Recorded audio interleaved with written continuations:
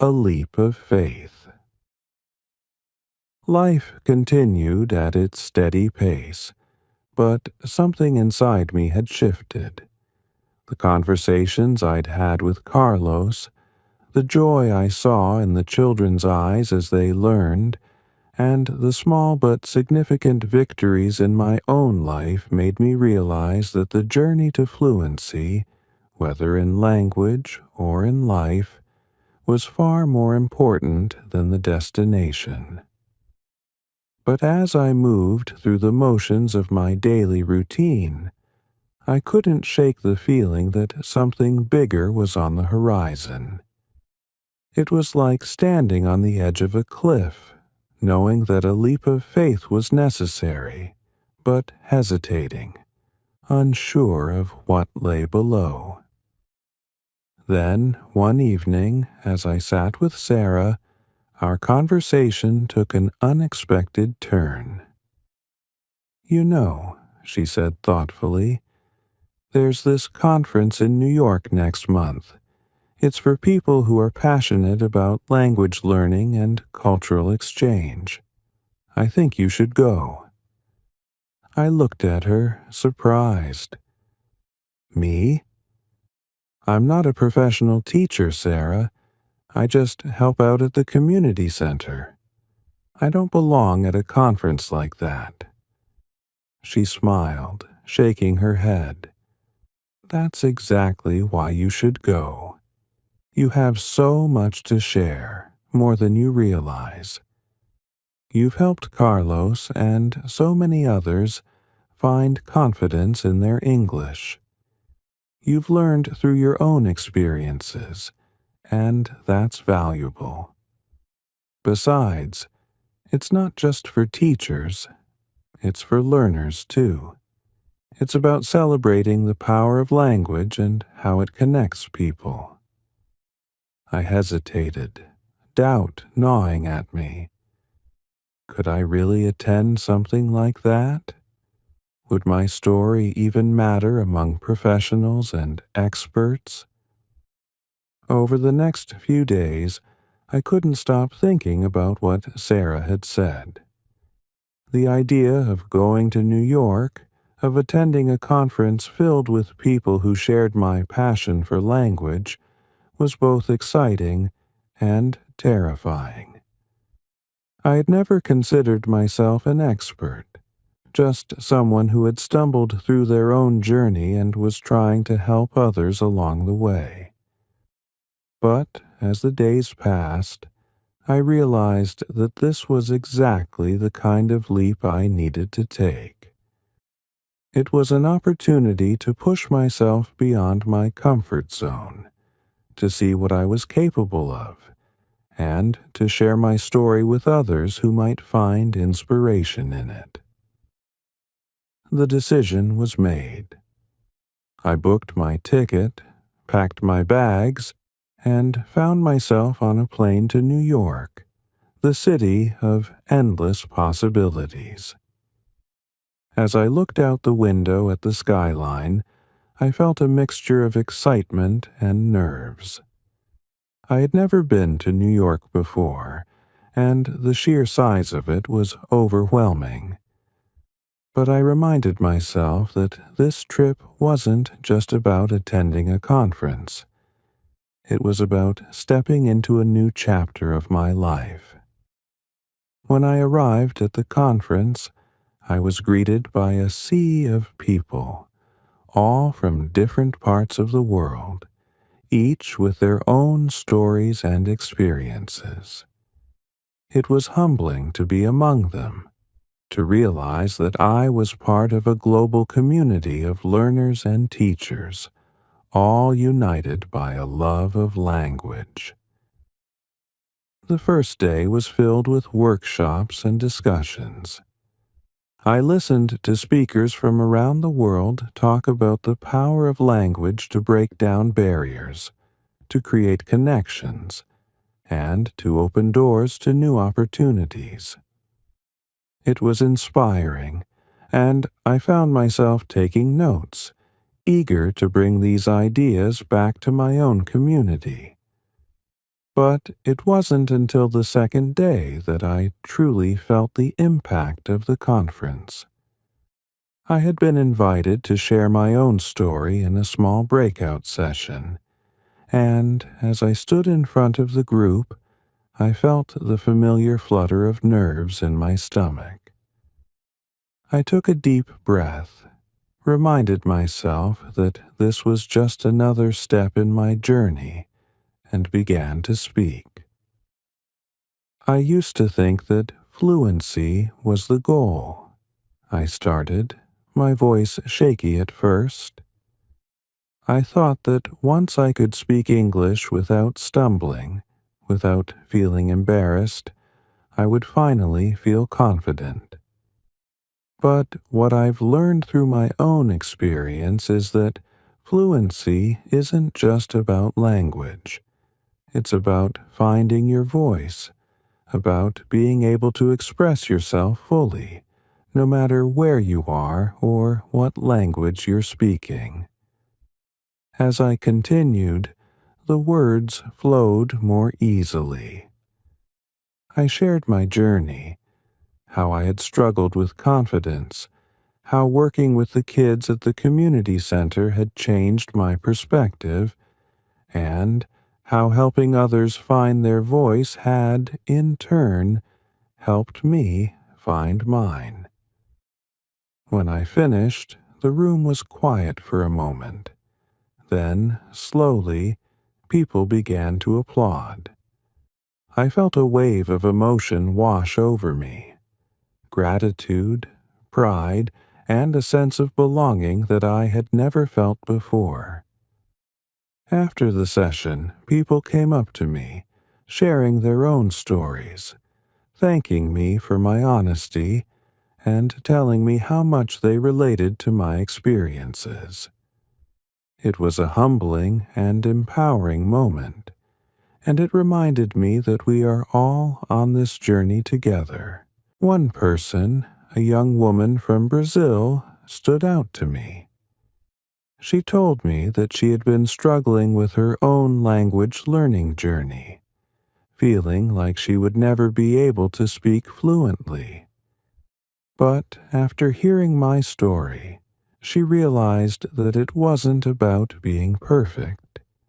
It was about making progress, one step at a time.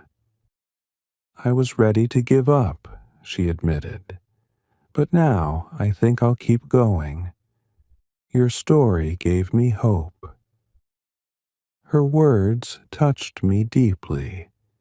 It was moments like this that made me realize the power of storytelling, the way it could inspire and uplift others, even when you didn't realize it. As the conference came to a close, I reflected on everything I had learned.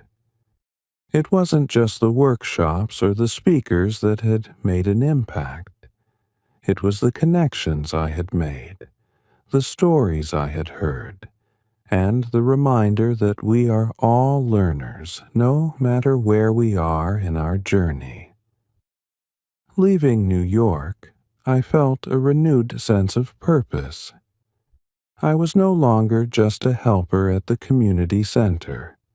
I was a storyteller, a guide, someone who could use my own experiences to inspire others to keep going, to keep learning, and to find their voice.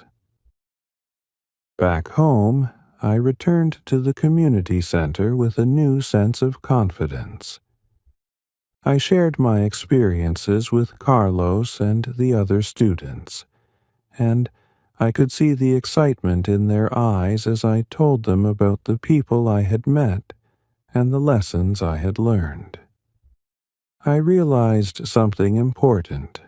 I told them one day after a lesson. It doesn't matter where you start. What matters is that you keep going, that you keep trying, and that you believe in yourself. Fluency isn't the end. It's just the beginning of a new journey.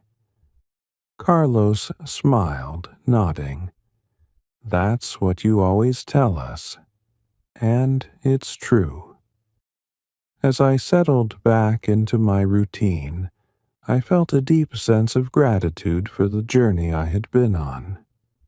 It hadn't been easy, and there were still challenges ahead, but I knew that I was on the right path. And as I continued to help others find their voice, I realized that I had found mine. Chapter 5: The Power of Connection. Returning home from the conference in New York, I felt more inspired than ever. My mind buzzed with ideas on how to continue helping others on their language learning journey. I realized that the most important part of learning a language wasn't the grammar or the vocabulary. It was the connections you made along the way. Whether it was with teachers, fellow students, or even strangers, each person you met on the journey helped shape your experience. I started implementing what I had learned from the conference at the community center. Carlos and the other students noticed a change in my approach. Instead of focusing solely on technical lessons, we spent more time having real conversations, talking about our experiences, our cultures, and our dreams for the future. You know, Carlos said one day, I used to think that speaking English was just about getting better jobs or being able to travel. But now, it feels like more than that. It's about connecting with people in ways I couldn't before. His words resonated with me deeply. That was exactly how I felt after the conference. It wasn't just about fluency anymore. It was about using language to build bridges, to understand others, and to express yourself in ways you never thought possible. One afternoon, after a particularly engaging class, I sat down with Sarah to reflect on the changes we were seeing in the students. They're more confident, she observed. It's not just their English that's improving, it's their belief in themselves. I nodded, feeling proud of the progress we'd made together. It's like we've unlocked something inside them. They're not just learning English, they're learning how to communicate, how to connect. And that's what it's all about, isn't it? Sarah said with a smile. It's not just about speaking the language. It's about being understood. Her words echoed in my mind for the rest of the day. I realized that this idea of connection, of truly being understood, was something I had been searching for, not only in my language learning journey, but in life. And now, I was finally starting to find it. As the months passed, the community center continued to thrive. More and more students came to our classes, eager to learn not just English, but to share their stories and connect with others. I began hosting group discussions where we talked about our cultural experiences, our favorite foods, and even the struggles we faced in our personal lives. One day, during one of these sessions, a new student named Maria joined us. She had recently moved to the U.S. from Colombia and was struggling to adjust to life in a new country. I feel so alone, she admitted quietly during one of our conversations. I try to speak English, but people don't understand me. And when they do, they just see me as someone with broken English. not as a person. Her words hit me hard. I had felt that same isolation when I first started learning English. It was like living behind a wall where no matter how hard you tried to communicate, people couldn't see the real you. I looked around the room at the other students who were nodding in understanding. They had all been where Maria was at some point in their lives. They knew the struggle of feeling invisible because of a language barrier. "We've all been there," I said gently. "But you're not alone. This is a place where we understand each other, no matter how good or bad our English is. You'll find your voice here." Over the next few weeks, Maria began to open up more. She became an active participant in our discussions, sharing stories about her life in Colombia, her favorite foods, and the challenges she faced living in a new country. Slowly but surely, her confidence grew, and so did her fluency. One day, after class, she pulled me aside. "Thank you," she said quietly. "I thought I would never be able to speak English well enough to make friends here. But now, I feel like I'm part of something. You helped me find my voice." Her words filled me with pride and joy. It was moments like these that reminded me why I had started teaching in the first place. It wasn't just about helping people learn a language. It was about giving them the tools to connect with others and express themselves. As Maria's confidence grew, so did her willingness to take on new challenges. She began volunteering at the community center, helping other newcomers to the U.S. adjust to their new lives. She became a mentor to younger students, sharing her experiences and encouraging them to keep going, even when things felt difficult.